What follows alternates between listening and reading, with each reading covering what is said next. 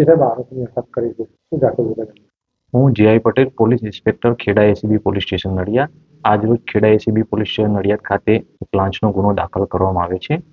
એમાં હકીકત એવી છે કે જે આ ગુનાના મૂળ અરજદાર છે કે તેઓ તારીખ 17/4/2021 રોજ પોતાની માલિકીની ટ્રકમાં ઘઉંના કટ્ટા ભરીને અરવલ્લી જિલ્લાના મોડાસા ખાતેથી મુંબઈ જતા હતા. તે દરમિયાન ખેડા અને અરવલ્લી જિલ્લાની હદમાં આવેલ રેલિયા ચેકપોસ્ટ કે જે કપડવંજ રૂરલ પોલીસ સ્ટેશન હદ વિસ્તારમાં આવેલી છે, ત્યાં તેઓ ટ્રક લઈને પહોંચતા તેમની ટ્રકને આજરોજ જે આરોપી વિરુદ્ધ ગુનો દાખલ કરવામાં આવેલો છે, રણજીતસિંહ ઝાલા, રાજેશભાઈ બારૈયા કે જે બંને પોલીસ કર્મચારી છે, અને આરોપી નંબર 3 કે રાજેન્દ્ર ગઢવી કે જે જીઆરડીના સભ્ય છે, તેઓ તેમની ટ્રક રોકે અને ટ્રકના કાગળો અને જે માલ સામાન ભરેલ છે એના કાગળો માંગતા અરજદાર પાસે ન હતા. એટલે આ ત્રણેય આરોપીઓ એકબીજાની મદદગારીમાં રહી અને કે ગુનો દાખલ ના કરવો હોય તો તે માટે લાંચની માગણી કરતા શરૂઆતમાં 5 લાખ રૂપિયાની લાંચની માગણી કરે.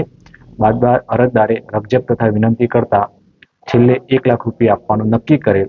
જે પૈકી આ ત્રણેય આરોપીએ ભેગા થઈને એક અલગ જ મોડેલ ઓપરેશનથી અરજદાર પાસેથી લાંચના નાણાં મેળવેલા, જેમાં 10,000 રૂપિયા ફોન પેના માધ્યમથી મેળવેલા અને બીજા 80,000 રૂપિયા આંગળીયા પેઢી મારફતે કપડવંજ ખાતેથી મેળવેલા. આમ તેઓએ 10,000 ઓનલાઈન અને 80,000 આંગળીયા પેઢી મારફતે મળી કુલ 90,000 લાંચના નાણાં માંગી અને સ્વીકારેલા. જે અંગેના દસ્તાવેજી પુરાવાઓ તપાસ દરમિયાન મેળવવામાં આવેલા, ટેકનિકલ પુરાવા મેળવવામાં આવેલા, સ્વતંત્ર શાહીદોના નિવેદન દેવામાં આવેલા અને ન્યાયનો હેતુ સિદ્ધ થાય તે માટે આરોપી તથા અરજદાર તમામના અવાજના નમૂના FSL ગાંધીનગર ખાતે મેળવવામાં આવેલા અને આ તમામ દસ્તાવેજી ટેકનિકલ પુરાવા મળતા તેઓ વિરુદ્ધ લાંચની માગણી કરેલ હોય અને લાંચ સ્વીકારેલ હોય પુરાવા મળતા આજરોજ ખેડા એસીબી પોલીસ સ્ટેશન ખાતે તેમના વિરુદ્ધ ગુનો દાખલ કરવામાં આવ્યો છે. જે પૈકી આરોપી નંબર 2 રાજેશભાઈ બારૈયાને સદર ગુનાના કામે અટક કરવામાં આવે છે. આરોપી નંબર 1 અને 3 બાબતે આગળની તપાસ ચાલુ છે.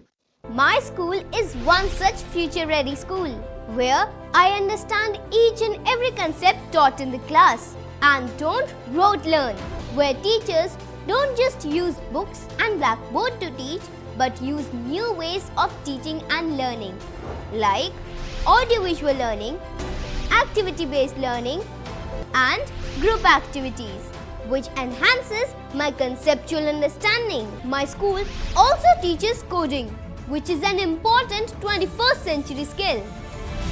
Not just that, I get an opportunity to showcase my skill on a national platform. And with all this, I acquire important skills that make me future ready and confident.